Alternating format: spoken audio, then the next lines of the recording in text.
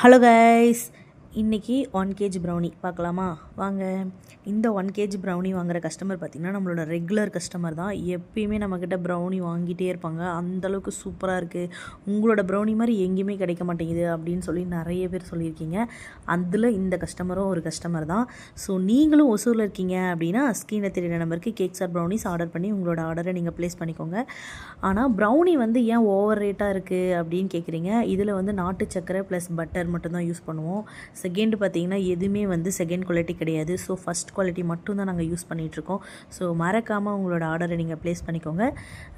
Cake பார்த்திங்கன்னா நாங்கள் கஸ்டமைஸ்டாகவும் பண்ணி கொடுத்துட்ருக்கோம். உங்கள் குழந்தைங்களுக்கு பிடிச்ச டிசைன்லையாக இருக்கட்டும், உங்கள் குழந்தைங்களுக்கு பிடிச்ச டோரா புஜ்ஜி கார்ட்டூன் எந்த தீமில் இருந்தாலுமே நாங்கள் பண்ணி கொடுத்துட்ருக்கோம். ஸோ மறக்காமல் உங்களோட ஆர்டரை நீங்கள் ப்ளேஸ் பண்ணிக்கலாம்.